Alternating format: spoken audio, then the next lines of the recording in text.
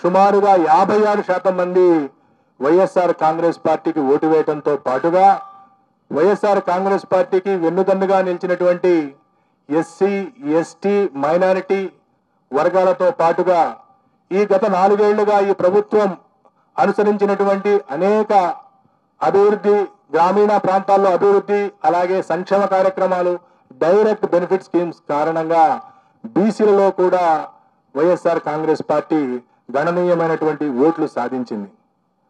ఈ విధంగా తనకున్నటువంటి ఓటు బ్యాంకును కాపాడుకుంటూ కొత్తగా బీసీలలో ఓటు బ్యాంకుని చేర్చడం ద్వారా, మహిళల్లో తన ఓటు బ్యాంకును పెంచుకోవడం ద్వారా వైఎస్ఆర్ కాంగ్రెస్ పార్టీ ఈ రోజు తిరిగి రాష్ట్రంలో మరొకసారి అధికారంలోకి రాబోతా ఉంది.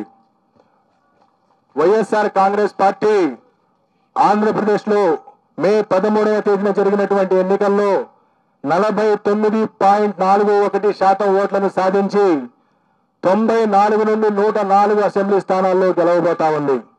అలాగే తెలుగుదేశం పార్టీ కూటమి 47.55% ఓట్లను సాధించి కేవలం 71 నుండి 81 స్థానాలకు పరిమితం కాబోతా ఉంది. ఇతర పార్టీలు, ఇండిపెండెంట్ అభ్యర్థులు 3.04% ఓట్లకు పరిమితం కాబోతా ఉన్నాయి. సుమారుగా 2% ఓట్ల ఆధిక్యతతో తెలుగుదేశం పార్టీ కూటమి కంటే సుమారుగా 20-25 స్థానాల్లో వైఎస్ఆర్ కాంగ్రెస్ పార్టీ ఆధిక్యత సాధించి మరొకసారి ప్రభుత్వాన్ని ఏర్పాటు చేయబోతా ఉంది. అలాగే పార్లమెంటు విషయానికి వస్తే ఆంధ్రప్రదేశ్ లో ఉన్నటువంటి 25 పార్లమెంటు స్థానాల్లో 48.29% ఓట్లను సాధించి వైఎస్ఆర్ కాంగ్రెస్ పార్టీ 13 నుండి 15 పార్లమెంటు స్థానాలను గెలవబోతా ఉంది. అలాగే తెలుగుదేశం కూటమి 47.68 ఓట్ల శాతాన్ని సాధించి 10 నుండి 12 పార్లమెంటు స్థానాల్ని గెలవనున్నది.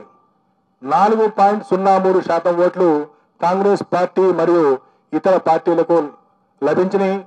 ఏ పార్టీకి కూడా ఇంకా వేరే పార్టీలకు సీట్లు లభించేటువంటి అవకాశం లేదు.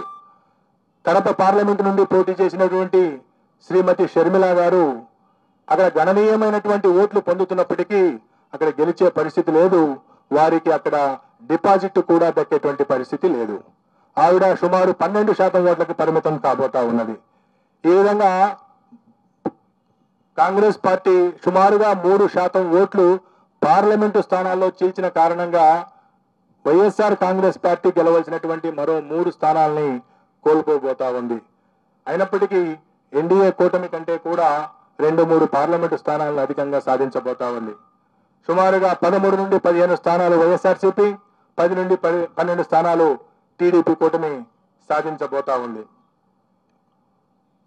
సో ఈ విధంగా ఆంధ్రప్రదేశ్, తెలంగాణలో జరిగినటువంటి హోరాహోరీగా జరిగినటువంటి ఎన్నికల యొక్క ఫలితాలు జూన్ 4వ తేదీన ఉండబోతా ఉన్నాయి.